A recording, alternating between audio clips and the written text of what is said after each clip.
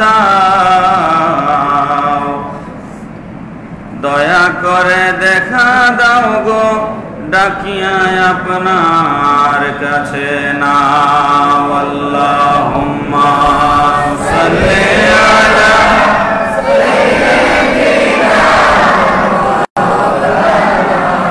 মুহাম্মাদ ওয়া আলা আলি সাইয়্যিদিনা মাওলানা। ডাকতে ডাকতে জনম গেল, পাই না নবীর দর্শন। শফিউল মুজনিবিন নবী গো, দয়া হয় না কি কারণ। আল্লাহুম্মা সাল্লি আলা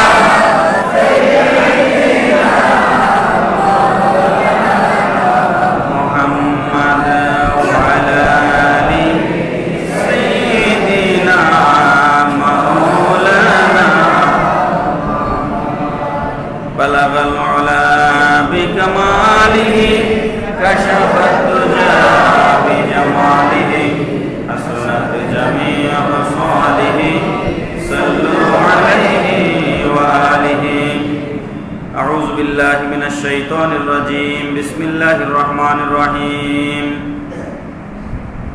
নাব্বি ইবাদি আন্নী আনাল গফুরুর রহিম ওয়া আন্না আযাবি হুয়াল আযাবুল আলীম। সাদাকাল্লাহুল মাওলানাল আযীম ওয়া সাদাকা রাসূলুহুন নাবিয়্যুল হাবিবুল কারীম ওয়া নাহনু আলা যালিকা মিনাশ শাহিদিন ওয়াশ শাকিরিন ওয়ালহামদুলিল্লাহি রাব্বিল আলামিন। মাওলায়া সাল্লি ওয়া সাল্লিম ওয়া বারিক আলাইহি। মুহতারামুল মুকাম আজিজে গরামি হযরত মুহাম্মদ মুস্তাফা সাল্লাল্লাহু আলাইহি ওয়াসাল্লাম জামে মসজিদে আজকে আমরা পবিত্র শবে বরাতের রাত্রে আল্লাহ পাক বসার তৌফিক দান করলেন। মহান মুনিবের দরবারে আলিশানে উচ্চ আওয়াজে শুকরিয়া জ্ঞাপন করে সকলে পড়ি আলহামদুলিল্লাহ। একে তো শবে বরাতের রাত, তারপর আমরা এশার জামাত করে আল্লাহর ঘর মসজিদে বসেছি। যতক্ষণ আমরা মসজিদে বসা থাকবো আমাদের কোনো গুনার কোনো সুযোগ নাই। মসজিদে যতক্ষণ বসা, আল্লাহর ঘরে বসা, বেহেশতের বাগানে বসা। আল্লাহ পাক আমাদের এই বসাকে কবুল করুন। সবাই বলুন আল্লাহুম্মা আমিন। মুহতারাম হাজিরিন, ইবাদতের রাত লম্বা চূড়া আলোচনা করে আপনাদেরকে বিরক্ত করব না। এই রাতের ফজিলত সম্পর্কে গত 2 জুমায় ধারাবাহিকভাবে আপনাদের সামনে আমি আলোচনা করেছি। এই রাতের 4টা নাম আল্লাহর হাবিব সাল্লাল্লাহু আলাইহি ওয়াসাল্লাম বলেছেন। লাহা আরবাআতু আসমাইন, আল-লাইলাতুল মুবারাকা ওয়া লাইলাতুল বারাআ ওয়া লাইলাতুস সাক ওয়া লাইলাতুর রাহমা। এই রাতকে লাইলাতুল মুবারাকা বলা হয়, এই রাতকে লাইলাতুল বারাত বলা হয়, এই রাতকে লাইলাতুস সাক বলা হয় এবং এই রাতকে লাইলাতুর রহমত বলা হয়।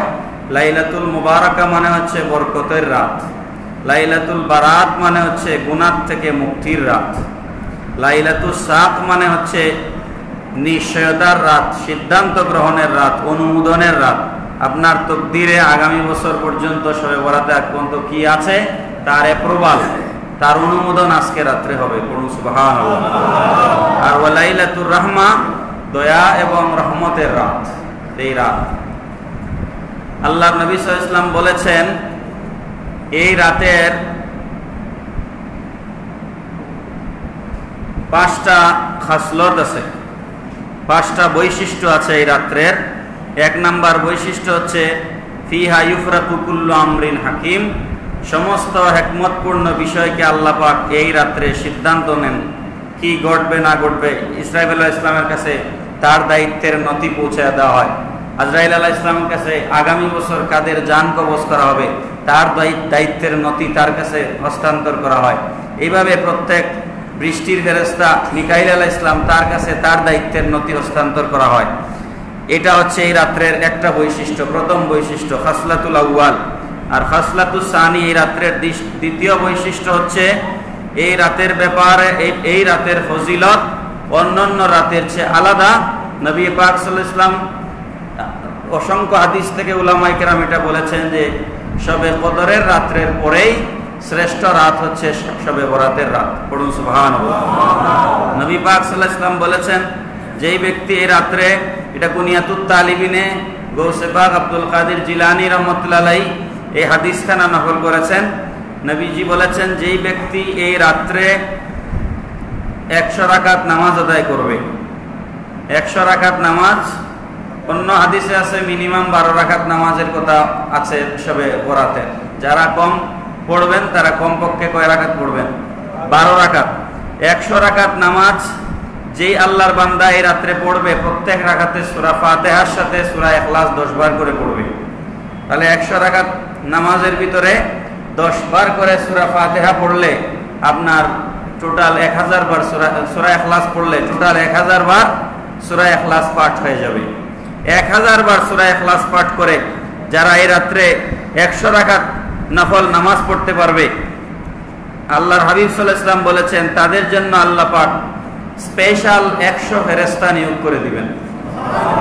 100 রাকাত নামাজের বদলা বিশেষ 100 ফেরেশতা আল্লাহ পাক নিয়োগ করবেন। এর মধ্যে 30 জন ফেরেশতা ওই বান্দাকে বেহেশতের সুসংবাদ দিবে, আর 30 জন ফেরেশতা ওই বান্দাকে আল্লাহর আযাব থেকে, জাহান্নামের আগুন থেকে মুক্তির সুসংবাদ দিবে। আর 30 জন ফেরেশতা ওই আল্লাহর বান্দার উপর দুনিয়ার সমস্ত আপদ বিপদ মুশকিলাত যেগুলো আছে সেগুলা দূর করে দেওয়ার সুসংবাদ দিবে। আর বাকি 10 জন যে ফেরেশতা তারা ওই বান্দাকে শয়তানের ওয়াসওয়াসা, শয়তানের ধোঁকা, শয়তানের প্রবঞ্চনার থেকে আল্লাহর বান্দাকে মুক্ত থাকবার, রক্ষা করবার জিম্মাদারি নিবে। এই রাত্রের 3 নম্বর খাসলত হচ্ছে, 3 নম্বর বৈশিষ্ট্য হচ্ছে এই রাত্রের, রাসূল করিম সাল্লাল্লাহু আলাইহি ওয়াসাল্লাম ইরশাদ করেছেন এই রাত্রে এত বেশি আমার উম্মতকে জাহান্নামের আগুন থেকে রেহাই দেওয়া হবে, যেটা বলা হয়েছে ইন্নাল্লাহা ইয়ারহামু উম্মতি ফি হাযিহিল লাইলা বিআদাদি শারি গানামি বনি কালব গোত্রের ছাগলের মেষপালের গায়ে যেই পরিমাণ পশম আছে তার থেকেও বেশি উম্মতকে আল্লাহ আমার মাফ করে দিবেন। ছাগলের পশম এটা একটা উপমা, এটা একটা কি উপমা, এটা একটা রেটরিক টার্ম। ছাগলের পশম কি গোনা যায়? এটা আনকাউন্টেবল। এইটা দ্বারা আল্লাহ রাসূল সাল্লাল্লাহু আলাইহি ওয়াসাল্লাম বুঝিয়েছেন অসংখ্য অগণিত আমার উম্মতদেরকে আল্লাহ এই রাত্রে মাফ করবেন। এই রাত্রের 4র্থ বৈশিষ্ট্য হচ্ছে, কয়েকজনের কথা নবীজি বলেছেন, এক এক হাদিসে এক এক ভাবে আছে, প্রত্যেকটা হাদিসই আমাদেরকে মানতে হবে। কোন হাদিসে আছে যারা গণক, যাদের অন্তরে হিংসা আছে, মুশাহিন, যারা মুশরিক, যারা মদ পান করে, যারা মা বাবার অবাধ্য এবং যারা বেবিচারী জেনাকুর, এই 6 শ্রেণীর মানুষ বাদ দিলে বাকি সমস্ত মানুষের তওবা আল্লাহ এই রাত্রে কবুল করবেন। আরো অন্যান্য হাদিসে আছে যারা টাকনুর নিচে কাপড় পরে, উড়ালির নিচে যারা জুলায় জুলায় প্যান্ট পায়জামা পরে, তাদেরকে আল্লাহ এই রাত্রে মাফ করবেন না। অহংকার প্রকাশের জন্য এটা করে, এটা অহংকার বশত করে। সিদ্দিক আকবর রাদিয়াল্লাহু তাআলা আনহু লুঙ্গি পরলে ওনার লুঙ্গি নিচের দিকে নেমে যেত। এই হাদিস বয়ান দেওয়ার পর আবু বকর সিদ্দিক রাদিয়াল্লাহু তাআলা আনহু বললেন, ইয়া রাসূলুল্লাহ সাল্লাল্লাহু আলাইহি ওয়াসাল্লাম, তাইলে আমার কি অবস্থা হবে? উনার লুঙ্গি পড়লে উনি আটকায় রাখতে পারতেন না, টাকনুর নিচে চলে যেত। আল্লাহ নবী বলেন, আবু বকর, তোমার এটা অহংকারের জন্য নয়, তোমার এটা এমনি নেমে যায়, সুতরাং আল্লাহ তোমার এটার দিকে তাকাবেন না। বলুন সুবহানাল্লাহ। কেউ যদি অহংকার করে টাকনুর নিচে কাপড় পরে, তাহলে তাকে আল্লাহ মাফ করবেন না। 5ম বৈশিষ্ট্য হচ্ছে এই রাত্রে নবীজি বলেছেন, এটা তাফসিরে কাশফের মধ্যে আছে, নবীজি বলেছেন আল্লাহ পাক রব্বুল আলামিন এই রাত্রে আমাকে আমার উম্মতকে সুপারিশ করবার পূর্ণ ক্ষমতা দান করেছেন। আমি আমার উম্মতদেরকে সুপারিশ করব, এই এম্পাওয়ারমেন্ট আল্লাহ পাক আমাকে শবে বরাতের রাত্রে দান করেছেন। সুবহানাল্লাহ। সুতরাং আমরা যদি কেউ শবে বরাতকে বেদাত বলি, তাহলে আমরা নিজের কপালে নিজের পায়ে কোড়াল মারবো। কথা কোন ঠিক না বেঠিক? আমি শুনলাম একজন বলছেন যে মহিলারা শবে বরাতে আগে এটা ছিল, আমরা দেখেছি, আমরা ছোট থাকতে দেখেছি আমাদের ঘরে আমাদের মা, খালা, চাচিরা পুরা ঘর পরিষ্কার করতেন, একদম ধুইয়া মুছে একদম কাপড় চোপড়, চাটি, বিছানা যা আছে সব পরিষ্কার করতেন। এবং তাবারুক বাচ্চাদেরকে বিতরণ করতেন ওই দিন বা তার আগের দিন, তারপরের দিন, ওই মাস, গোটা মাস জুড়ে এগুলা করতেন। তো একজন বলছে, দেখলাম টিভিতে বসে বলছেন যে হালুয়া রুটি এটা বেদাত। তো আমি বললাম, হালুয়া রুটি বেদাত কেন? আমি হালুয়া রুটি বানায় যদি কালকে খাই, পরশু খাই, তো কোনো অসুবিধা আছে? তো যেটা অন্য সময় খাওয়া জায়েজ, সেটা সবে বরাতে নাজায়েজ হওয়ার তো কোনো কারণ নাই। হালুয়া রুটি ইসলামে জায়েজ না নাজায়েজ? আপনারা বলেন। সবে বরাত বাদ দেন, গোটা 12 মাস হালুয়া রুটি খাওয়া যাবে কি যাবে না? তো যেইটা হালাল সেটাকে হারাম করবার কোনো ক্ষমতা আমাদের আছে? তাহলে বেদাত বললো কেন বললো?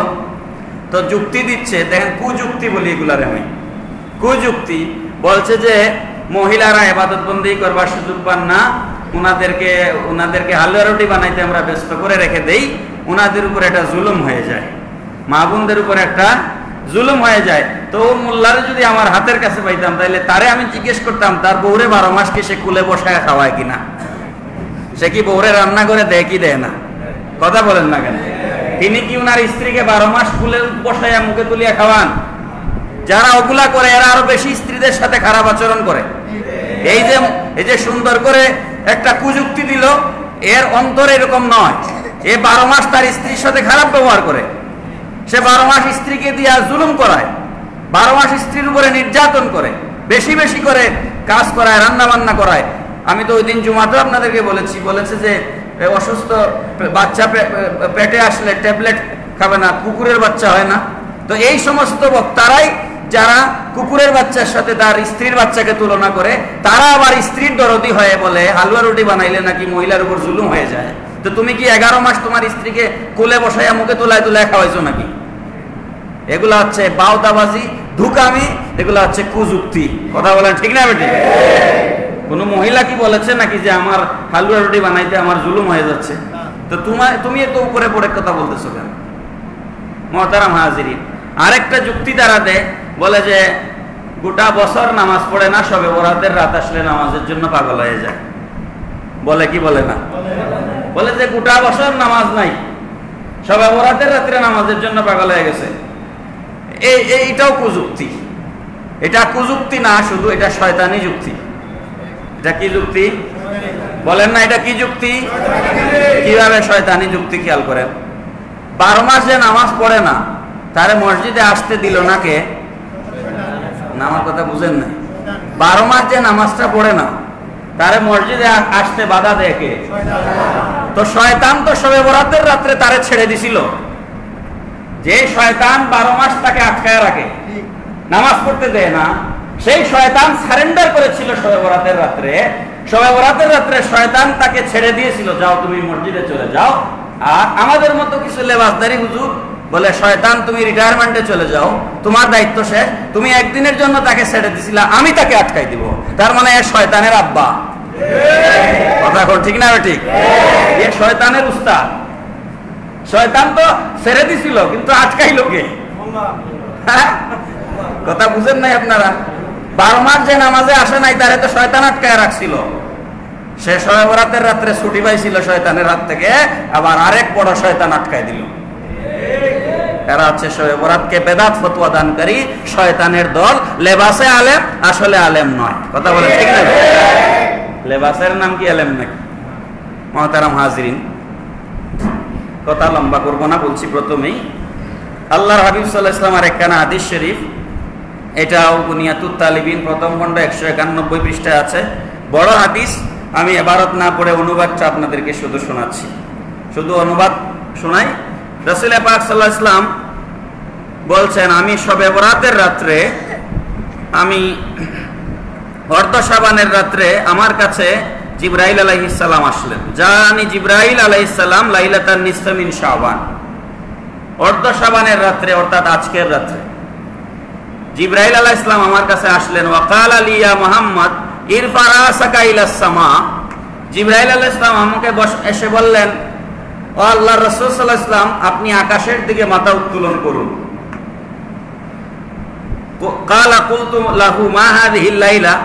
আমি জিবরিলকে প্রশ্ন করলাম, কেন এই রাত্রে কি আছে? জিবরিল বললেন, ক্বালা হাযিহিল লাইলাতু ইয়াফতাহুল্লাহু সুবহানাহু ওয়া তাআলা সালাসামিয়াতে বাবিন মিন আবওয়াবির রাহমা ইয়াগফিরু লিকুল্লি মান লা ইউশরিকু বিহি শাইআ ইল্লা আন ইয়াকুনা সাহিরান আও কাহিনান আও মুদমিনান খামারিন আও মুসিররান আলা রিবা ওয়াজ জিনা। আমি এর আগে এগুলো আপনাদেরকে বলে দিয়েছি। জিবরিল বললেন, ইয়া রাসূলুল্লাহ সাল্লাল্লাহু আলাইহি ওয়াসাল্লাম, আল্লাহ পাক এই রাত্রে তার রহমতের 300 দরওয়াজা তার বান্দাদের প্রতি খুলে দিবেন। আর যারা শিরিক করে না, যারা সাহের মানে জাদুটুনা করে না, যারা কাহেন, যারা গণক নয়, আও মুদমিনে খামার, যারা মদ খায় না, আও মুসিররান আলা রিবা, যারা সুদ খায় না, আও জেনা, যারা জেনা করে না, এদের মানে যারা জেনা করে, এই শিরিক করে, সাহের, কাহেন, জাদুকর, তারপরে সুদ খায়, মদ খায়, জেনা করে, এই মানুষগুলো ছাড়া বাকি যত মানুষ আছে আল্লাহর সমস্ত বান্দাদেরকে আল্লাহ মাফ করে দিবেন, এদেরকেও আল্লাহ মাফ করবেন। এই গুনাহ যাদের আছে এদেরকেও আল্লাহ মাফ করবেন। তার ফর্মুলা একটু পড়ে দিচ্ছি ইনশাআল্লাহ। এখন নবীজি বললেন, এই রাত, আমি সংক্ষেপ করে কথা বলছি, নবীজি বললেন এই রাতের যখন চতুর্থাংশ হলো, রাতের 4 ভাগের 3 ভাগ অতিবাহিত হয়ে গেল, 1 ভাগ রাত বাকি, ওই সময় আবার জিবরিল আসলেন। পড়েন সুবহানাল্লাহ। আবার জিবরিল আসলেন, এসে বললেন, ইরফা রাসাকা ইয়া মুহাম্মদ সাল্লাল্লাহু আলাইহি ওয়াসাল্লাম, আপনি মাথা মুবারক উত্তোলন করুন। নবীজি বললেন, আমি মাথা মুবারক উঠালাম। উঠানোর পরে আমি দেখলাম আল্লাহর বেহেশতের 8টা দরওয়াজা খুলে দেওয়া হয়েছে। আল্লাহর বেহেশতের 8 দরজা আজকে খোলা আছে, এই বিশ্বাস কি আপনাদের হয়? নবীজির হাদিস শরীফ মানলে বিশ্বাস হবে। প্রথম দরজা একজন ফেরেশতা, বেহেশতের 1 নম্বর দরজা থেকে একজন ফেরেশতা ডাক দিয়ে বলছেন, ওই ব্যক্তির জন্য সুসংবাদ যে আজকে রুকু করলো। দ্বিতীয় দরজা থেকে একজন বলছেন, ওই ব্যক্তির জন্য সুসংবাদ যে আজকে সিজদা করলো। তৃতীয় দরজার ঘোষণাকারী বলছেন, ওই ব্যক্তির জন্য সুসংবাদ যে আজকের রাত্রে আল্লাহর কাছে দোয়া করলো, প্রার্থনা করলো।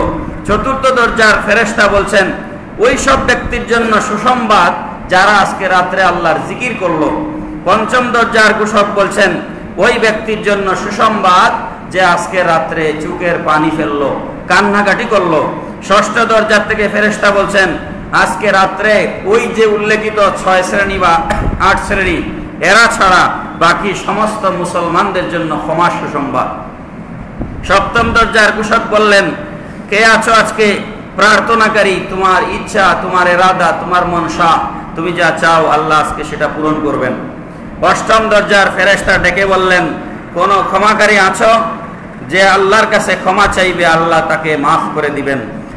আল্লাহ পাক রব্বুল আলামিনের পেয়ারা নবী বলেন, আমি জিবরিল আলাইহিস সালামকে জিজ্ঞেস করলাম, ও ভাই জিবরিল,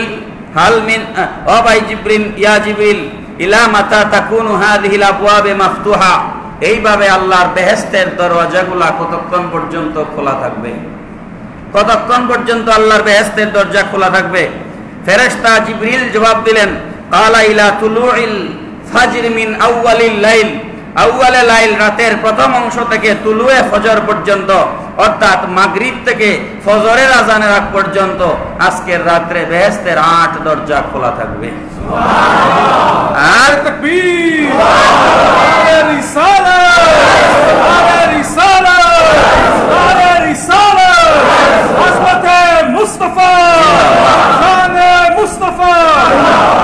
মুহতারাম হাজিরিন, শবে বরাতকে প্রকাশ করা হয়েছে আর শবে কদরকে গোপন করা হয়েছে। কথাটা কি খেয়াল করলেন? শবে বরাত প্রকাশিত 15 শাবানের রাত আমরা জানি, কিন্তু শবে কদর গোপন রাখা হয়েছে। আমরা 27 রমজানকে অধিক গুরুত্ব দেই, কিন্তু 27 রমজান শবে কদর এই ব্যাপারে পরিষ্কার কোনো নবীজির হাদিস নাই। শবে কদর রমজান মাসে এবং শেষ 10 দিনের বেজুর রাত্রের কোনো এক রাত্রে শবে কদর হবে, এই ব্যাপারে নবীজির কথা আছে। কেন? কারণ হচ্ছে শবে বরাতের সাথে ভাগ্যের সম্পর্ক। কথাটা ভালো করে খেয়াল করবেন। শবে বরাতের সাথে মানুষের তকদিরের সম্পর্ক। আগামী বছর কোন বাচ্চা জন্ম হবে, কার মৃত্যু হবে, কার রিজেকে কি হবে, সব কিছু আজকের রাত্রে লিপিবদ্ধ করা হবে। যদি আপনি এই রাত না জানেন তাহলে আল্লাহর কাছে আপনি আপনার তকদির পরিবর্তনের জন্য চাইতে পারবেন না। আপনার জন্য আপনার রিজেক রেজিস্টার্ড হবে, হায়াত রেজিস্টার্ড হবে, ধন দৌলত রেজিস্টার্ড হবে, কিন্তু আপনি তারিখ জানেন না, তো আপনি তো চাইতেও পারবেন না। দরখাস্ত করার দিন তারিখ তো জানা লাগবে, ঠিক না বেটি? দরখাস্তের তারিখ জানতে হবে, না হলে দরখাস্ত মঞ্জুর হবে না। দরখাস্ত ডেডলাইন চলে গেলে দরখাস্ত দিলে কাজ হবে না। এই জন্য শবে বরাতকে আল্লাহর পেয়ারা নবী আমাদের জন্য খুলাসা করে দিয়েছেন। এই তারিখে তুমি রিজেক চাও, হায়াত চাও, আওলাদ চাও, ধন চাও, দৌলত চাও, তোমার যা যা চাওয়ার আছে চাও। আর শবে কদরকে গোপন কেন রাখা হয়েছে? কারণ হচ্ছে ওই রাত হচ্ছে মাগফিরাতের রাত, ক্ষমার রাত। ক্ষমা চাওয়ার জন্য তুমি আল্লাহর কাছে রাত তালাশ করো, যত বেশি তালাশ করবা তত বেশি ক্ষমা পাইবা। এই জন্য ওই রাতকে গোপন করা হয়েছে, আর তকদিরের রাতকে প্রকাশ করা হয়েছে। 15ই শাবান শবে বরাত, এ ব্যাপারে কারো কোনো আপত্তি নাই। এই রাত্রে আমি গত জুমাবারে বলেছি বিশেষ 3টা আমলের কথা। আমরা কবর জিয়ারত, সুযোগ থাকলে কবর জিয়ারত করব। আর 2 নাম্বার বলেছি রাত জেগে ইবাদত করব, আর পরের দিন রোজা থাকবো। আগামীকাল কি থাকবো? রোজা থাকবো। দেখুন, ডক্টর ইমাম হোসেন নামে একজন সালাফি, সে বলছে শবে বরাতের উপলক্ষে রোজা রাখলে কবিরা গুনাহ হবে। তো এরা এরকম চোখের মধ্যে ওই যে গুড়া, উট গুড়া এগুলা দিয়া যখন রেস করায় তখন ওই চোখের মধ্যে আন্দা চশমা লাগায়। আন্দা চশমা লাগায়, দেখছেন না?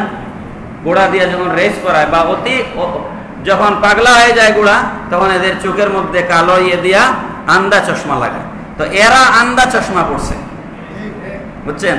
তুই শবে বরাত মানিস না, কিন্তু আইয়ামে বীজের 3টা রোজা তো সহিহ হাদিসে আছে। আইয়ামে বীজ বলা হয় প্রতি চাঁদের 13, 14, 15, প্রতি আরবি চাঁদের 13, 14, 15 এই 3 দিনকে আইয়ামে বীজ বলা হয়। নবীজি বলেছেন যারা রমজান মাসের 30টা রোজা রাখে আর আইয়ামে বীজে 3টা করে, আরো 11 মাসে 3, 11, 33টা, আরো 11 মাসে কয়টা? আইয়ামে বীজের রোজা এগুলা। চাঁদের 13 তারিখ, 14 তারিখ, 15 তারিখের রোজা। এই 33 আর রোজার মাসের 29 বা 30 রোজা যারা রাখবে, নবীজি বলেছেন তাকে জাহান্নামের আগুন স্পর্শ করবে না। কথা আইয়ামে বীজের হাদিসে আছে। তবে বরাত না হয় নাই মানলো, আইয়ামে বীজ কি মানবে না? তো আইয়ামে বীজের রোজা তো শাবানের 15 তারিখের রোজার নাম কি? আইয়ামে বীজের 3 দিনের একদিনের রোজা। আইয়ামে বীজের 3 দিনের একদিনের রোজা হচ্ছে শাবানের 15 তারিখের রোজা। তো যদি কেউ বলে শাবানের 15 তারিখ রোজা রাখলে গুনাহ হবে, তাহলে তো সে ডাইরেক্ট আল্লাহ রসুলের আইয়ামে বীজের হাদিস অস্বীকার করলো। কথা কোন? আমরা এই রাত্রে বিশেষ যেটা করব, আমরা তো ইবাদত করবই, আমি শেষের দিকে সে সারাংশ দিব, আর বেশিক্ষণ কথা অবশ্য বলবো না। আমি একটা আয়াতে কারিমা তেলাওয়াত করেছি, সূরা হিজর, সূরা হিজরের 49 নম্বর আয়াত। আল্লাহ পাক বলছেন, নাব্বি ইবাদি, আমার বান্দাদেরকে এই সংবাদ দাও। নাব্বি ইবাদি, আমার বান্দাদেরকে এই সংবাদ দাও, আন্নী আনাল গফুরুর রহিম, আমি আল্লাহ, নিশ্চয় আমি আল্লাহ হচ্ছি গফুরুর রহিম। বড় করে বলেন না সুবহানাল্লাহ। আল্লাহ কি? গফুরুর। গফুর মানে ক্ষমাশীল, রহিম মানে দয়া। যার মাঝে দয়া আছে সেই ক্ষমা করে। যার মাঝে কি আছে? যে নির্দয় সে ক্ষমা করে না। এই জন্য আল্লাহ দুইটাকে একসাথে জুড়ে দিয়েছেন। আমি রহমান রহিম, আমি রহিম হয়ে আমার বান্দাদেরকে আমি ক্ষমা করি। এরপরে আল্লাহ আবার বলছেন, ওয়ান্না আযাবি হুয়াল আযাবুল আলীম, আমি যেমনি ভাবে গফুরুর রহিম ঠিক তেমনি ভাবে আমার আযাবও বড় কঠিন, আমার আযাবও বড় কঠিন। তাহলে আমরা যেন আল্লাহর আযাব থেকে বাঁচতে পারি, সেই জন্য আমাদেরকে কি করতে হবে? গুনাহ থেকে আল্লাহর কাছে তওবা করতে হবে। গুনাহ থেকে আল্লাহর কাছে কি করতে হবে? তওবা। সেই তওবার উপরে দুই একটা কথা বলে কথা শেষ করব ইনশাআল্লাহ। হযরতে ঈসা আলাইহিস সালাতু সালামের জমানায় উনি একবার একটা পাহাড়ের মাঝখান দিয়ে, একটা জঙ্গলের মাঝখান দিয়ে হেঁটে যাচ্ছে। ওই সময় দেখলেন খুব সুন্দর একটা পাথর, পাথরের ভেতর থেকে যেন গুনগুন গুনগুন করে আওয়াজ আসতেছে। উনি একটু আশ্চর্যজনিত হলেন। আল্লামা আব্দুর রহমান সফুরি রহমতুল্লাহ আলাইহি এই ঘটনা উল্লেখ করেছেন নুজহাতুল মাজালিস কিতাবের নাম, 374 পৃষ্ঠায় এই ঘটনা এসেছে। আমরা কোনো কিচ্ছা কাহিনী বয়ান দিই না। ঈসা আলাইহিস সালাম একটু অবাক হলেন যে পাথরের ভিতর থেকে কিসের আওয়াজ আসছে। আল্লাহ পাক ইলহাম করলেন ঈসা আলাইহিস সালামকে, ও ঈসা, তুমি কি পাথরের ভিতর থেকে গুনগুন শব্দ শুনে অবাক হলে? তুমি কি এর থেকে আশ্চর্যজনক কোনো ঘটনা শুনতে চাও, দেখতে চাও? ঈসা আলাইহিস সালাম বলেন, হ্যাঁ আল্লাহ, দেখতে চাই। আল্লাহ বলেন, তাহলে তোমার লাঠি দিয়ে পাথরের উপরে একটা আঘাত করো। ঈসা আলাইহিস সালাম লাঠি দিয়ে পাথরের উপরে একটা আঘাত করলেন, পাথর মাঝখান দিয়ে ফেটে গেল। পাথরের ভেতর থেকে সাদা সুশ্রী ধবধবে সাদা পোশাক পরা নূরানি চেহারার একজন বুজুর্গ বেরিয়ে আসলেন, যার হাতের মধ্যে একটা সবুজ কালারের লাঠি আর তসবিহ হাতের মধ্যে। তিনি বেরিয়ে আসলেন, ঈসা আলাইহিস সালামকে সালাম করলেন। ঈসা আলাইহিস সালাম বলছেন, আপনি এখানে কি করছেন পাথরের ভেতরে? বলে, আমি মানুষের দ্বারা খুব ডিস্টার্ব ফিল করি, আল্লাহর ইবাদত করতে পারি না। আমি আল্লাহর কাছে চাইলাম যে আল্লাহ আমাকে তুমি একটু নির্জনে থাকবার সুযোগ দাও, তোমাকে ডাকতে চাই। আল্লাহ পাক আমাকে এই পাথরের ভিতরে ব্যবস্থা করে দিলেন। আমি এই পাথরের ভিতরে এইভাবে কোনো মানুষ আমাকে কোনোদিন ডিস্টার্ব করে না, আর আমার রিজেকের ব্যবস্থা আল্লাহ পাথরের ভিতরেই করেন। এই অবস্থায় আমি 400 বছর ধরে আল্লাহর ইবাদত করি। বড় করে বলেন না সুবহানাল্লাহ। ঈসা আলাইহিস সালাম বললেন, আয় মাবুদ, 400 বছর ধরে তো এত আমাদের চেয়েও তার পজিশন উপরে হয়ে যাবে। 400 বছর ধরে তার কোনো গুনাহ নাই। আল্লাহ বললেন, ঈসা রে, তুমি কি এর থেকেও আশ্চর্যজনক ঘটনা শুনতে চাও? ঈসা আলাইহিস সালাম বললেন, আল্লাহ তুমি শোনাইলে তো অবশ্যই শুনতে চাই। আল্লাহ বললেন, ঈসা তাইলে শোনো, যে আমার বান্দা পাথরের ভেতরে 400 বছর ধরে ইবাদত করছে, কোনো গুনাহ করে নাই, আমি আখেরি জামানার পয়গাম্বর, তোমার পরে যেই নবী জমিনে আসবেন, তুমি যার সুসংবাদ দিয়েছো তোমার উম্মতদেরকে, ওয়া মুবাশশিরাম বিরাসূলিন ইয়াতি মিন বাদি ইসমুহু আহমদ, তোমার সুসংবাদের সেই নবী জমিনে আসবেন। আজকে এই বুজুর্গকে দেখে তুমি অবাক হচ্ছ যে বিনা গুনাতে 400 বছর পাথরের ভেতরে বসে আমি আল্লাহর গোলামি করছে। আমার আখেরি জামানার নবীর উম্মতদেরকে আমি একটা রাত দিব, যেই রাতের নাম হবে লাইলাতুন নিসফে মিন শাবান, শবে বরাতের রজনী, শাবান মাসের মধ্য রজনী আমি আমার বান্দাদেরকে দান করব, আমার আখেরি জামানার নবীর উম্মতকে দান করব। এক রাত ইবাদত করলে ওই পাথরের ভিতরে বসা বুজুর্গের 400 বছরের ইবাদতের চাইতে বেশি সওয়াব দিয়ে দিবে। আজকের রাতের ইবাদতে ওই বুজুর্গের থেকে বেশি সওয়াব আমি আমার আখেরি জামানার নবীর উম্মতকে দান করব। খুশি হইলেন না বেজার হইলেন? তাহলে বড় করে বলুন আলহামদুলিল্লাহ। মুহতারাম হাজিরিন, তওবা আমাদের দরকার। আজকে রাতে আমরা তওবা করব। হযরত মালিক ইবনে দিনার 131 হিজরিতে উনার ওফাত। মালিক ইবনে দিনার রহমাতুল্লাহ আলাইহি উনি মদ খাইতেন প্রথম জীবনে। 10 বছরের একটা বাচ্চা ছিল উনার, মদের বোতল বাচ্চা ফেলে দিত। উনি মদের বোতল হাতে নিলে বাচ্চা মদের বোতল ফেলে দিত। এই ঘটনা নুজহাতুল মাজালিসের মধ্যে আছে। এখন 10 বছর বয়সে মেয়েটা মারা গেছে। মেয়ে মারা যাওয়ার পর উনি অত্যন্ত শক্ত হয়েছেন, কিছুটা মর্মাহত হয়ে আল্লাহর দিকে একটু ঝুঁকেছেন।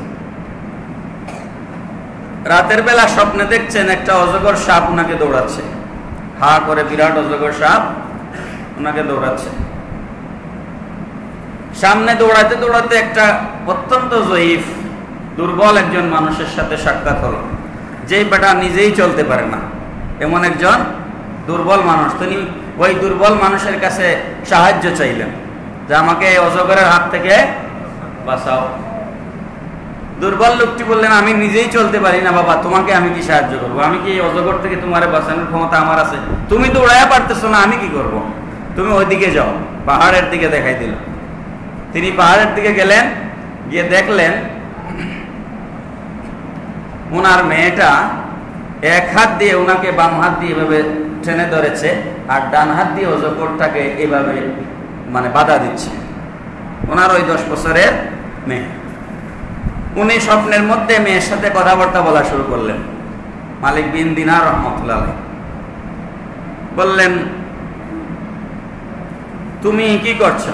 বলে, আল্লাহ পাক আমাকে তোমাকে হেফাজতের জন্য পাঠিয়েছেন। তোমার দুনিয়ায় থাকতে কত মদের বোতল তোমার সামনে থেকে সরাইলাম, তোমার এখনো হুঁশ হইল না। বলে, এগুলা কি করছে? মেয়ে বলছে, এই অজগর সাপ হচ্ছে তোমার পাপের শাস্তির একটা নমুনা, এটা তোমাকে তাড়া করছে। আর ওই যে দুর্বল লোকটা দেখেছো রাস্তায়, এটা হচ্ছে তোমার সওয়াব। তোমার সওয়াবের পরিমাণ এতই কম যে তোমার সওয়াব তোমাকে কোনো উপকার করতে পারছে না। এই স্বপ্ন থেকে উনি ঘুম ভেঙে যাওয়ার পর উনি মারাত্মকভাবে অনুশোচনায় ভুগলেন এবং তওবা করলেন। মদ ছেড়ে দিয়া তওবা করলেন। আল্লাহ পাক তাকে যুগশ্রেষ্ঠ আল্লাহর ওলি বানাইলেন। বড় করে বলুন সুবহানাল্লাহ। হযরত আলী কারামাল্লাহু তাআলা ওয়াজহুল কারীম তওবার ব্যাপারে বলেছেন, যিনি তওবা করবেন, আমরা আজকে রাত্রে তওবা করব। কি করব? যিনি তওবা করবেন তার ব্যাপারে 60টা বৈশিষ্ট্য তার মাঝে থাকা দরকার। 6টা। কয়টা? 6টা। তওবাকারীর মাঝে 6টা বৈশিষ্ট্য থাকা দরকার। হযরত আলী রাদিয়াল্লাহু তাআলা আনহু বলেছেন, আলীর হাদিস।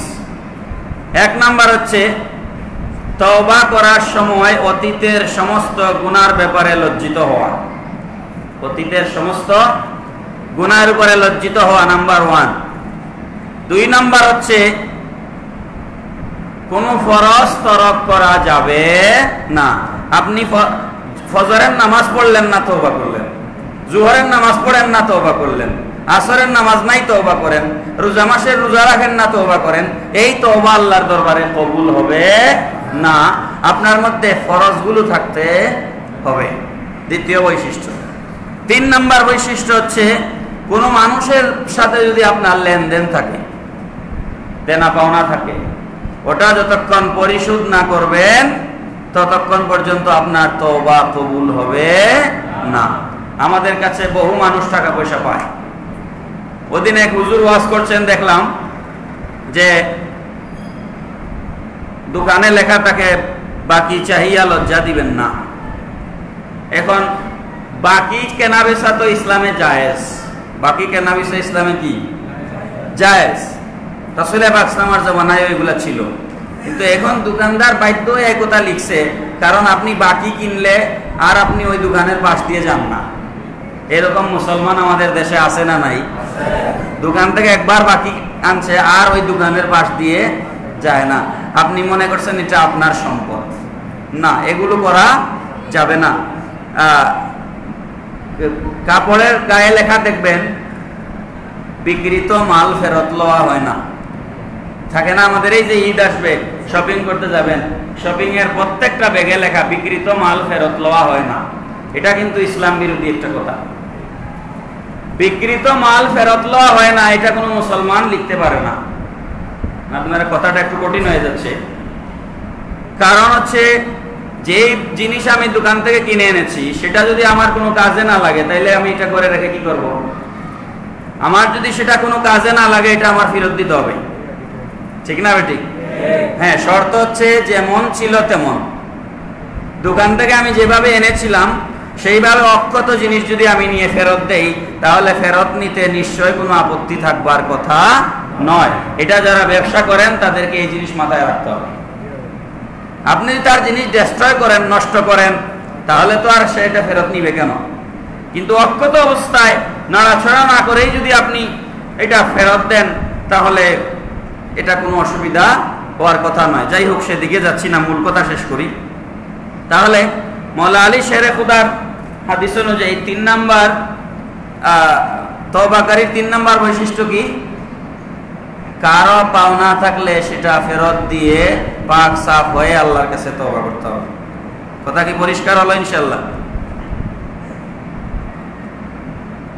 4 নাম্বার হচ্ছে যখন ইবাদত করবেন তখন নফসকে, তাওবা যখন করবেন তখন নিজের আত্মাকে, নফসকে বিগলিত করে, রুনাজারি করে, কান্নাকাটি করে, আবেগ আপ্লুত হয়ে, অনুনয় বিনিময় করে আল্লাহর কাছে তওবা করবেন। এটা হচ্ছে চতুর্থ। আর 5 নাম্বার হচ্ছে গুনাহ করতে যেরকম আরাম লাগতো, মজা লাগে, সিনেমা দেখতে, নাচ দেখতে, গান দেখতে মজা লাগে না, গুনাহ করতে যেরকম মজা লাগে এর বিপরীতে ইবাদতের প্রতি মজা তৈরি করতে হবে। আর সর্বশেষ হচ্ছে অতিরিক্ত হাসির পরিবর্তে, অতিরিক্ত হাসি ঠাট্টার পরিবর্তে আল্লাহর কাছে গোপনে কাঁদতে হবে। আজকের রাত্রে আপনারা তো সবে বরাতের নামাজ পড়বেন, নফল নামাজ পড়বেন, তাহাজ্জুদ তো পড়বেন, কিন্তু যে কোনো একটা সময় রাতে একটা লম্বা করে আল্লাহকে একটা সেজদা দিবেন, লম্বা করে সেজদায় পড়ে থাকবেন। আর সেজদার ভিতরে আপনার মনোবাসনা যা আছে, আপনার আল্লাহর কাছে যা চাওয়ার, খুব বেশি করে সেজদার মধ্যে কাঁদবেন, কান্নাকাটি করে আল্লাহর কাছে চাইবেন। কারণ সেজদার ভিতরে চাওয়ার হাদিস আছে। আমি গত জুমায় আপনাদেরকে, না আগের জুমায় বলেছি, আল্লাহর রাসূল সেজদায় এত লম্বা পরিমাণ সেজদা দিলেন, জিবরিল আসলেন, মাথা উঠাইলেন, আপনার এই পরিমাণ উম্মত মাফ করা আছে। আবার জিবরিল আসলেন, এই পরিমাণ উম্মত মাফ করা আছে। নবীজি আবার সেজদায় লম্বা করলেন, দোয়া লম্বা করলেন। তার মানে সেজদার ভিতরে আল্লাহর কাছে চাওয়ার দলিল আছে। এজন্য লম্বা করে একটা সেজদা দিয়া কান্নাকাটি করে আল্লাহর কাছে মাফ চাইবেন। যেইভাবে আপনি জমিনে নিজের মাথাকে, নাককে জমিনে ঝুঁকায় দিয়া, মাটির সাথে শরীরকে লেপটে দিয়া আপনি যেভাবে অসহায়ত্ব প্রকাশ করছেন, সারেন্ডার করছেন, নিজেকে সঁপে দিচ্ছেন আল্লাহর কুদরতি কদমে, ওইভাবে আল্লাহর কোনো সৃষ্টি, আল্লাহর কোনো জাত এইভাবে নিজের অস্তিত্বকে বিলীন করে না, যেই কারণে সেজদার অবস্থায় আল্লাহ বান্দার উপরে খুশি এবং রাজি হয়ে যায়। মুহতারাম হাজিরিন, আর আরেকটা গুরুত্বপূর্ণ কথা হচ্ছে, উলামায়ে কেরাম বুজুর্গানে দ্বীনগণ বলেন, তাড়াহুড়া করা শয়তানের একটা খাসিয়ত, তাড়াহুড়া করা শয়তানের অভ্যাস। কিন্তু কিছু বিষয়ে তাড়াহুড়া করা সুন্নত। এটা দুররাতুন নাসিহিন কিতাবের নাম, দুররাতুন নাসিহিন, এই ঘটনাগুলো আছে তাফসিরে কবির। তাফসিরে কবিরের মধ্য থেকে দুররাতুন নাসিহিনে এই কথাগুলো আনা হয়েছে। কাজে তাড়াহুড়া করা শয়তানের অভ্যাস, কিন্তু কিছু কাজে তাড়াহুড়া করা সুন্নত। ব্যতিক্রমী কিছু তাড়াহুড়ার কাজ আছে, যেমন মানুষ মারা গেলে তার যথাসম্ভব দ্রুত দাফন কাফন করা উত্তম। যথাসম্ভব দ্রুত দাফন কাফন 1 নাম্বার। 2 নাম্বার হচ্ছে ঘরে উপযুক্ত মেয়ে থাকলে তাড়াতাড়ি বিয়ে দেওয়া উত্তম। 3 নাম্বার, ঋণ থাকলে, আচ্ছা দিমুনে না, ঋণ থাকলে আপনার হাতে যদি টাকা থাকে তাহলে খাওয়ার আগে ঋণ দিবেন, কারণ আপনি কখন মারা যাবেন আপনি জানেন না। এটা হলো 3 নাম্বার। 4 নাম্বার হচ্ছে গুনাহ হয়ে গেলে, যখনই গুনাহ সংগঠিত হয় সাথে সাথে আল্লাহর কাছে তওবা করা। তওবার ব্যাপারে বিলম্ব করা যাবে না, কারণ তওবা ছাড়াও মওত হতে পারে। এই কারণে তওবার ব্যাপারে আমরা কি করব না, দেরি করব না। আর আরেকটা সুন্নত হচ্ছে, ঘরে মেহমান থাকলে নিজে খাওয়ার আগে মেহমানকে খাওয়ানো সুন্নত। নিজে খাওয়ার আগে মেহমানকে, অর্থাৎ আগে মেহমানকে দেওয়া, পরে নিজের খাওয়া। মেহমান খায়া থাকলে আমরা খাবো, এটা হচ্ছে নবীজির সুন্নত। মুহতারাম হাজিরিন, তা আমরা তওবা করব আল্লাহ পাক রব্বুল আলামিনের দরবারে।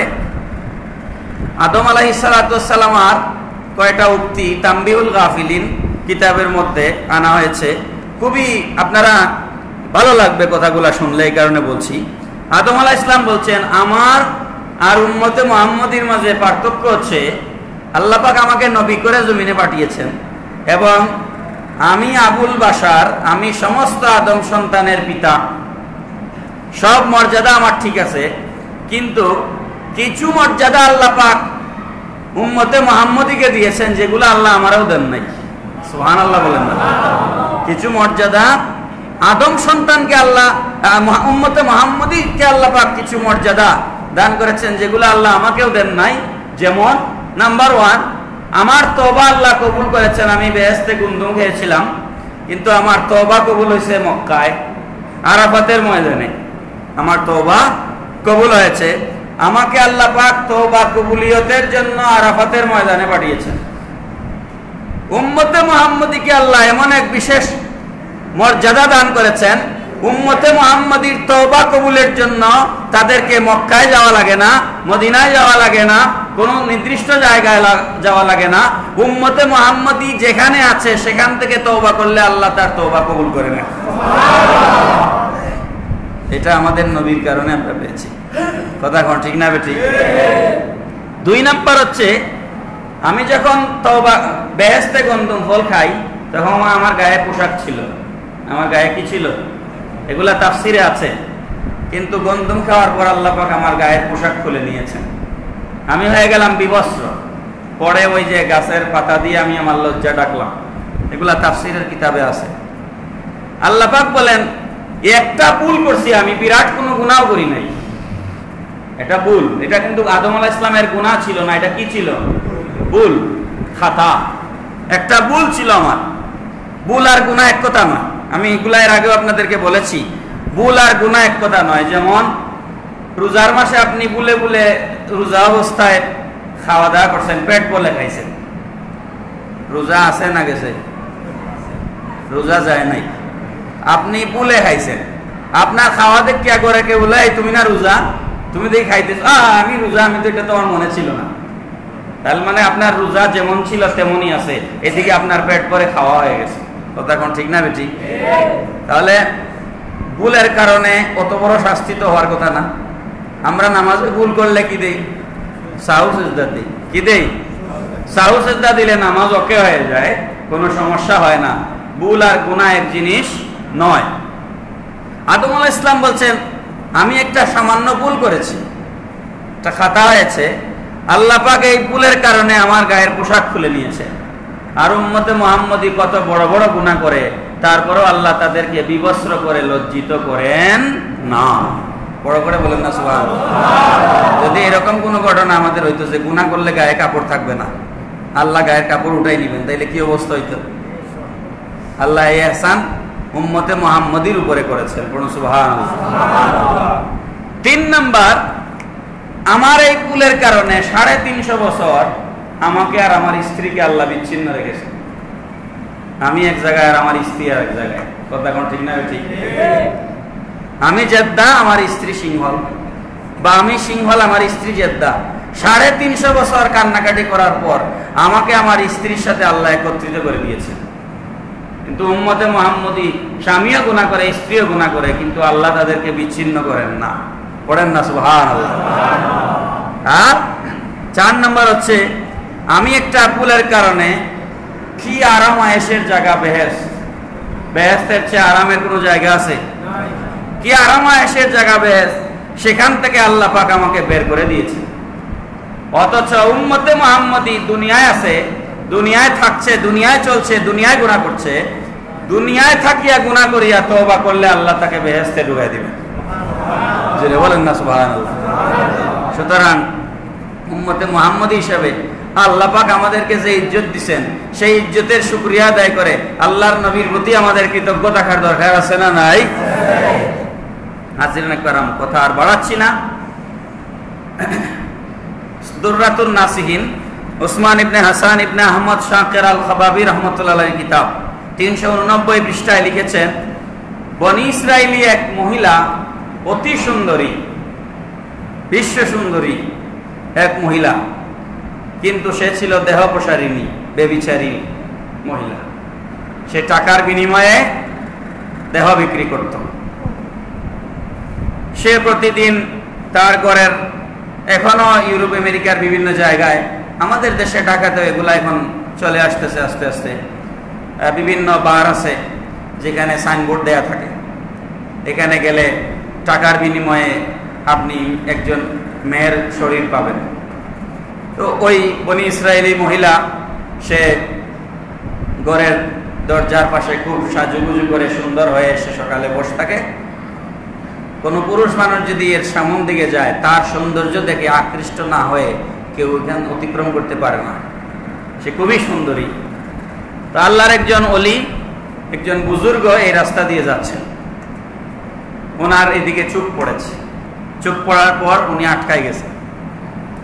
আটকায়া উনি অনেক চেষ্টা করতেছেন যে শয়তানের ওয়াসওয়াসা থেকে বাঁচবার জন্য, কিন্তু কোনোভাবেই পারছেন না। শেষ পর্যন্ত উনি নিজের নফসের কাছে পরাজিত হলেন। উনি গায়ের জামা পোশাক যা ছিল দামি জিনিসপত্র সব বিক্রি করে 10 দিনার তিনি সংগ্রহ করলেন। সংগ্রহ করে উনি ওই মহিলার কাছে আসলেন। তিনি ওই মহিলাকে বুক করবেন, 10 দিনার দিলেন। 10 দিনার দেওয়ার পর মহিলা বলল যে ঠিক আছে। সে ফ্রেশ হলো, সুন্দর হলো, সাজুগুজু করলো, একটা বিছানার মধ্যে এসে বসলো। উনি গিয়ে পাশে বসলেন। ওই আল্লাহর ওলি বুজুর্গ পাশে বসার পর ওই অবস্থায় উনার ভেতরে আল্লাহ পাক একটা পরিবর্তন তৈরি করে দিলেন। সুবহানাল্লাহ বলেন। যেমনি ভাবে হযরত ইউসুফ আলাইহিস সালাম যখন জুলাইখা তাকে জেনা করবার প্রস্তাব দিয়েছিল এবং উনার পাঞ্জাবির পেছন দিক থেকে ধরে বসেছিল, এগুলা তাফসীরের মধ্যে এসেছে। তখন ইউসুফ আলাইহিস সালাম তাফসীরে 2টা কথা আছে। একটা হচ্ছে ইউসুফ আলাইহিস সালাম ঘরের ভিতরে উনার বাবাকে দেখতে পাইলেন, হযরত ইয়াকুব আলাইহিস সালামকে দেখতে পাইলেন। বাবাকে দেখে উনি দৌড় মারলেন। আরেকটা কথা আছে তাফসীরে, উনি তখন উনার মাথায় আসলো যে আমি এখানে যাই করি না কেন সব কিছু কে দেখছেন? জোরে বলেন, কে দেখছেন? এই আল্লাহর ওলির মাথায় এই মুহূর্তে উনি 10 দিনার মেয়েকে দিয়েও দিয়েছেন। এর মধ্যে উনার মধ্যে এটা এসেছে যে আমি যা করছি এগুলা তো আল্লাহ দেখছেন। কে দেখছেন? আল্লাহ দেখছেন। এই অবস্থায় উনার তওবা নসিব হয়ে গেল। সুবহানাল্লাহ বলেন। কি নসিব হয়ে গেল? তওবা নসিব হয়ে গেল। তিনি বললেন, আল্লাহ আমি তো অপরাধ করে ফেলেছি। তিনি ওই মহিলাকে বললেন যে তোমার এই টাকা আমাকে আর ফেরত দেওয়া লাগবে না, তুমি আমাকে এখান থেকে নিষ্কৃতি দাও, আমি যেতে চাই। মহিলা বলল, কেন? তুমি আমাকে পাওয়ার জন্য এ দেশের যুবকরা পাগল। তুমি আমাকে পেয়েও গেছো হাতের নাগালে, আমাকে পেইডও করেছো, এখন শুধু বাকি তোমার আর আমার মিলনের। তুমি এই অবস্থায় কেন পরিবর্তন হলে? আল্লাহর ওলি ওই বুজুর্গ বললেন, আমি যে তোমার সাথে এখানে বসেছি, তোমাকে 10 দিনার দিচ্ছি, তোমার সাথে আমার যে কথাবার্তাগুলো হচ্ছে এগুলা দুনিয়ার আর কেউ না দেখলেও আমার মহান মুনিব মালিক আল্লাহ রব্বুল আলামিন দেখছেন। বড় করে বলেন না সুবহানাল্লাহ। মহিলা তাকে ছেড়ে দিল। ছেড়ে দেওয়ার পর সাথে সাথে মহিলার তওবা নসিব হয়ে গেল। সুবহানাল্লাহ বলেন না। মহিলা মনে মনে ভাবছে, হায় হায়, যে লোক গুনাহ জীবনেও করে নাই, একটা বুজুর্গ লোক, সে গুনাহ করার জন্য আমার কাছে এসেছিল, আসিয়া গুনাহ না করিয়াই তওবা করে চলে গেছে। তার মাঝে যে পেরেশানি, যে হাউতাস, যে যন্ত্রণা আমি দেখলাম, সে গুনাহ করেই নাই, তাতে তার মাঝে যে পেরেশানি, আর আমি যে বছরের পর বছর জেনা করছি, তাহলে আমার কিভাবে তওবা করা উচিত? তার মাঝে এই উপলব্ধি আল্লাহ পাক দিয়ে দিলেন মহিলার মধ্যে। সে তওবা করলো। তওবা করে দেশের যুবকদেরকে এখানে আসা নিষেধ করে দিল। মহিলা এবার গাঠটি সব গোটাইয়া ওই আল্লাহর ওলির সন্ধানে বের হল। আল্লাহর ওলির সন্ধানে বের হয়ে ওলি আল্লাহর সাথে আর দেখা, বহুদিন পরে এক শহরে গিয়ে দেখা হলো। দেখা হওয়ার পর উনাকে বিবাহের প্রস্তাব দিল। উনি ওই মহিলাকে দেখার পর, মহিলার চেহারা দেখার পর উনার ওই স্মৃতি মনে হয়ে গেছে। সাথে সাথে তিনি আল্লাহু আকবার একটা চিৎকার দিয়েছেন। ওই চিৎকারের সাথে সাথে উনি ইন্তেকাল করেছেন। বড় করে বলেন না সুবহানাল্লাহ। তাহলে তওবা করলে আল্লাহ তওবা কবুল করেন, কিন্তু তওবা করার ক্ষমতাও তো আল্লাহ দিতে হবে। কথা কোন ঠিক না? ঠিক। মুহতারাম হাজির, কথা বহু সংক্ষেপ করার চেষ্টা করছি। বনি ইসরাইলি এক আল্লাহর বান্দা, এটা বলে শেষ করব। এটা দুররাতুন নাসিহিনে আছে 200 পৃষ্ঠায়। বনি ইসরাইলি এক বান্দা, তিনি একটা দ্বীপের মধ্যে, আমি সম্ভবত এর আগেও কোনো একবার আপনাদেরকে বলেছি, একটা দ্বীপের মধ্যে তিনি আল্লাহর ইবাদত করেন। আল্লাহর কাছে তিনি চাইলেন, আল্লাহ তুমি আমাকে এখানে, সমুদ্রের পানি আপনারা জানেন নোনা পানি, সমুদ্রের পানি পান করা যায় না। আমরা ক্লাস 9-এ সম্ভবত একটা পাঠ পড়েছিলাম, 9-এ না, ইন্টারমিডিয়েটে, the world man and the sea, আমরা একটা পাঠ পড়েছিলাম যে সমুদ্রের ভেতরে জাহাজের মধ্যে তারা আছে কিন্তু পানি নাই, সমুদ্রের ভিতরে, অর্থাৎ চতুর্দিকে পানি কিন্তু খাওয়ার মতো পানি, পান করবার মতো পানি নাই। তো আল্লাহর ওলি আল্লাহর কাছে চাইলেন, আল্লাহ তুমি আমাকে সমুদ্রের ভেতরে এই দ্বীপের মধ্যে আমি মিঠা পানি কোথায় পাবো, আমাকে একটু মিঠা পানির ব্যবস্থা করে দাও। আল্লাহ পাক তিনি যেখানে যায় নামাজে বসে ইবাদত করেন, তার পাশেই মরুভূমিতে মাদককুণ্ডের মতো একটা পানির নহর প্রবাহিত করে দিলেন। বড় করে বলেন না সুবহানাল্লাহ। আল্লাহ এবার আমি খাবো কি? আল্লাহ ওনার জায়নামাজের পাশে একটা আনার ফলের গাছ তুলে দিলেন। উনি সকালে একটা খায়, সন্ধ্যায় একটা খায়, 12 মাস রোজা থাকে। সকালে একটা খায় সেহরি খায়, সন্ধ্যায় একটা খায় ইফতার করে। এই অবস্থায় গেল 500 বছর। কত বছর? 500 ইয়ার্স। 500 বছর অতিবাহিত হওয়ার পর সেজদা অবস্থায় আল্লাহ তার মৃত্যু দিলেন। সুবহানাল্লাহ বলবেন না? সেজদা অবস্থায় আল্লাহ তার মৃত্যু দিলেন। মৃত্যু দেওয়ার পর আল্লাহ পাক বললেন, ও ফেরেশতারা, আমার এই বান্দাকে আমার রহমতে ওয়াদখিলনি বিরহমাতিকা মিন ইবাদিকাস সালিহিন। কোরআন শরীফের আয়াত। আল্লাহ পাক বললেন, আমার এই বান্দাকে আমার দয়ায় বেহেশতে দিয়ে দাও। ফেরেশতা এসে বললেন, ও আল্লাহর বান্দা, আল্লাহর দয়ায় বেহেশতে চলে যাও। আল্লাহর ওই বান্দা 500 বছর যিনি ইবাদত করেছেন, তিনি বললেন, আমি যদি আল্লাহর দয়ায় বেহেশতে যাই তাহলে আমার 500 বছরের ইবাদত গেল কোথায়? আল্লাহর দয়ায় আমি বেহেশতে যাব, তাহলে আমার 500 বছরের ইবাদত গেল কই? আল্লাহকে বলো আমি আমার ইবাদত দিয়ে বেহেশতে যাইতে চাই। আল্লাহ পাক বললেন, ফেরেশতাদেরকে বললেন, আমার বান্দাকে বলো সে কি আমার সাথে হিসাব নিকাশে বসতে চায়? হিসাব নিকাশে বসতে চায় সে আমার সাথে, তাহলে তাকে হিসাব করতে বলো। আমি 500 বছরে সে আমারে কয়টা সেজদা দিছে আর কয়টা রুকু দিছে, এর বিনিময়ে 500 বছরে আমি তারে কয়টা আনার দিছি। সুবহানাল্লাহ বলবেন না?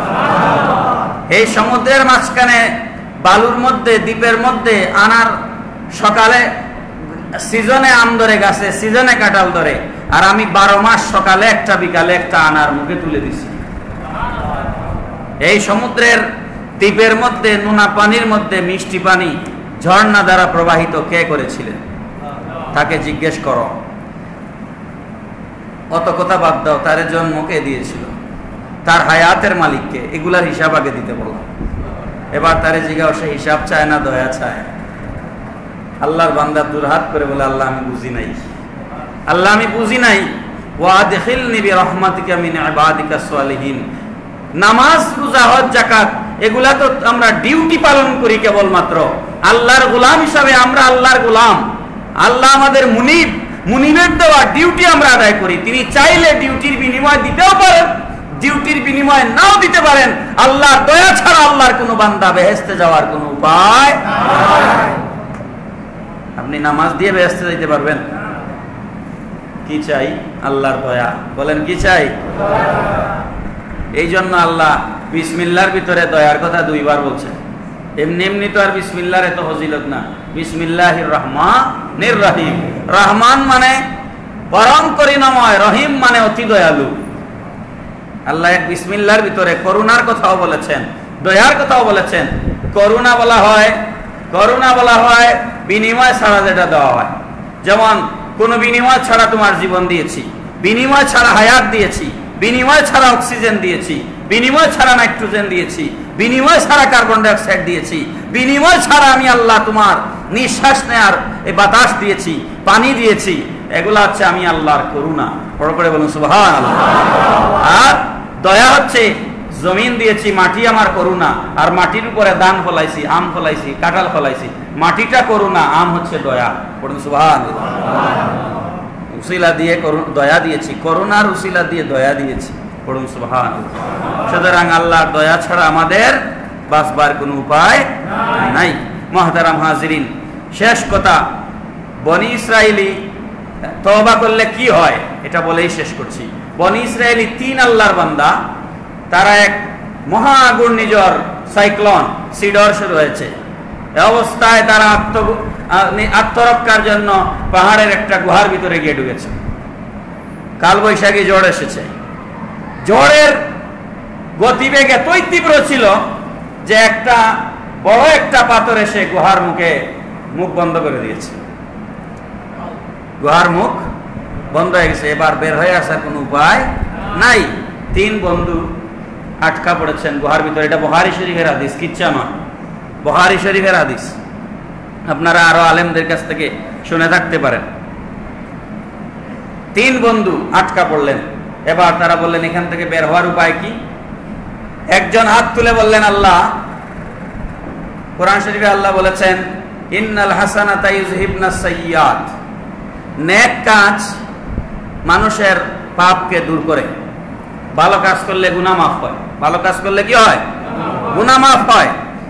একজন হাত তুলে বললেন আয় আল্লাহ, আমার তো জীবনে তেমন কোনো ভালো আমল নাই, তবে মুনিব আমার এই মুসিবতের সময় একটা জিনিস আমার মনে পড়ছে। আমার এই বিপদের সময় আমার মা বাবা করেছিলেন বৃদ্ধ অবস্থায়। আমার একটা বৈশিষ্ট্য ছিল, আমার একটা অভ্যাস ছিল, প্রতিদিন আমি দুধওয়ালার বাড়ি থেকে আমি দুধ কিনে এনে প্রথমে আমার মা বাবাকে দুধ খাওয়াইতাম, তারপরে আমি আমার বাচ্চাদেরকে খাওয়াইতাম। একদিন আমি দুধ আনতে গিয়ে দেরি হয়ে গেল, এসে দেখি আমার মা বাবা ঘুমিয়ে পড়েছেন। এখন আমি সংকটে পড়লাম যে মা বাবাকে না খাওয়াই এই বাচ্চাদেরকে খাওয়াবো কিনা। এদিকে আমার বাচ্চারা এসে আমার পা চিমটি শুরু করেছে দুধ খাওয়ার জন্য, খিদা লেগেছে তাদের, কিন্তু আমি আমার বাচ্চাদেরকে দুধ দিলাম না। আমি আমার মা বাবার শিয়রে দাঁড়ায় থাকলাম ঘুম থেকে না জাগা পর্যন্ত। ওদেরকে আমি ডাকলামও না, কারণ অসুস্থ বৃদ্ধ। যখন আমার মা বাবা ঘুম থেকে জাগলেন, আমি প্রথমে আমার মা বাবাকে দুধ খাওয়াইলাম, তারপর আমার বাচ্চাদেরকে দুধ খাওয়াইলাম। বড় করে বলেন না সুবহানাল্লাহ। আল্লাহ, আমার মা বাবার প্রতি আমি যে দরদ দেখিয়েছি বা আমি যে ব্যবহার করেছি, এই ব্যবহারের উসিলায় তুমি আজকে এই বিপদ থেকে আমাদেরকে উদ্ধার করো। এই কথা বলার সাথে সাথে পাথর গুহার 3 ভাগের 1 ভাগ সরে গেল। বড় করে বলেন না সুবহানাল্লাহ। দ্বিতীয় ব্যক্তি হাত তুললেন, তুলে বললেন আল্লাহ, আমার তো তেমন কোনো ইবাদত তোমার দরবারে মনে পড়ে না, তবে আল্লাহ আমার একটা ইবাদত মনে পড়ছে। আমার ঘরে এক লোক কাজ করত, একটা চাকর ছিল, 3টা চাকর ছিল আমার ঘরে। ওরা যখন বিদায় নিয়ে যায়, 2 জন বেতন নিয়ে গেছে আর একজন বেতন না নিয়েই চলে গেছে। পরে এসে বেতন নিবে, কিন্তু আর সে আসে না। তার মজুরি, পারিশ্রমিক, এই বেতনের টাকা আমি কি করব? এটা দিয়ে আমি ব্যবসা শুরু করলাম। ব্যবসা করতে করতে এক সময় কোটি কোটি টাকার সম্পদ হয়ে গেল। বিরাট ধনের পাহাড়, হাজার হাজার উট, গরু, ছাগল, অট্টালিকা, দালান, বিল্ডিং হয়ে গেল। ওই লোক কয়েক বছর পরে আসলো, এসে বলল মুনিব আমার মজুরি দেন। আমি তারে দেখায় বললাম এই বিল্ডিং তোমার, এই উটগুলা তোমার, এই গরুর পাল এগুলা তোমার, এই ছাগলের পাল এগুলা তোমার। সে কয় মুনিব আপনি কি আমার সাথে ঠাট্টা করছেন? তাই আমি ঠাট্টা করি নাই, তোমার বেতনের টাকা ফেলে গেছিলা, আমি এগুলা দিয়ে ব্যবসা করছি, এগুলা আমার নয়, এগুলা সব তোমার সম্পদ। বড় করে বলেন না সুবহানাল্লাহ। এই জাতের ইমানদার আজকের দুনিয়ায় খুঁজে পাওয়া যাইব নি। 10 বছর পরে যদি টাকা নিতে আসে, কইব তুই 10 বছর কোথায় ছিলে, তোরে তো তখনই টাকা দিয়ে দিছি। মিথ্যা কথা বলবে কি বলবে না? এই কথা বলে তিনি আল্লাহর কাছে চাইলেন, আল্লাহ এই বিপদ থেকে আমাদেরকে উদ্ধার করো। গুহার মুখ থেকে পাথর অর্ধেক সরে গেল। বড় করে বলেন না সুবহানাল্লাহ। তৃতীয় ব্যক্তি এইভাবে তার একটা নেক আমলের উসিলা নিয়ে, আমার মনে নাই, তৃতীয় ব্যক্তি তার একটা নেক আমলের উসিলা নিয়ে এইভাবে আল্লাহর কাছে চাইলেন। গোটা পাথর গুহার মুখ থেকে সরে গেল। এই 3 বন্ধু গুহার ভিতর থেকে বের হয়ে আসলেন। বড় করে বলুন সুবহানাল্লাহ। এই ঘটনার দ্বারা যুগে যুগে উলামায়ে কেরামগণ বলেছেন, আপনার নেক আমল বিপদের সময় আপনার কাজে আসবে। নেক আমল বিপদের সময় আপনার কি আসবে? কাজে আসবে। সুতরাং আজকে নবীজি বলেছেন 3 শ্রেণীর মানুষ আমার চেহারা দেখতে পারবে না। এক শ্রেণী হচ্ছে যারা পিতামাতার অবাধ্য, যারা ঘরে মা আছেন মায়ের কথা শুনে না, বাবা আছেন বাবার কথা শুনে না, মা বাবার খেদমত করে না, মা বাবার ভরণ পোষণের ব্যবস্থা করে না, সে আমি নবীর দিদার কোনোদিন সে পাবে না। দ্বিতীয় শ্রেণী হচ্ছে যারা আমার সুন্নাত ত্যাগ করেছে, যারা আমার উম্মত দাবি করে কিন্তু আমার সুন্নতের উপরে আমল করে না, তারা আমার দিদার নসিব তাদের হবে না। আর তৃতীয় হচ্ছে যারা আমার নাম মোবারক শুনেছে কিন্তু আমার উপর দুরূদ শরীফ পড়ে না। মুহাম্মদ সাল্লাল্লাহু আলাইহি ওয়াসাল্লাম নাম শুনেছে মুহাম্মদ, কিন্তু সাল্লাল্লাহু আলাইহি ওয়াসাল্লাম পড়ে নাই। সে আমার দিদার তার নসিব হবে না। এই জন্য উলামায়ে কেরামগণ বলেছেন, নবীজির নাম মোবারক শুনে নবীজির উপরে দুরূদ শরীফ পড়া ওয়াজিব। নবীজির নাম মোবারক শুনে নবীজির উপর দুরূদ শরীফ পড়া কি ওয়াজিব? তাহলে আজকের রাতের আমাদের শেষ হচ্ছে, আমরা আজকের রাত্রে কি করব? প্রথম কথা হচ্ছে, আমি গতবারও আপনাদেরকে বলেছি, অনেকের মনে নাও থাকতে পারে, এই জন্য রিপিট করে শেষ করে দিচ্ছি। প্রথম কথা হচ্ছে, আমরা এখন আমার আলোচনা শেষে আমাদের ভাইজান উনি হয়তো খতমে খাজা শরীফ এবং কিছু জিকির করাবেন খুব সংক্ষিপ্তভাবে। আমরা আপনাদেরকে লম্বা টাইম বিরক্ত করব না। আমার এখান থেকে আবার আরেক জায়গায় গিয়ে কিছুক্ষণ বয়ান করতে হবে, খুব চাপাচাপি করেছেন, এই জন্য ওখানে যেতে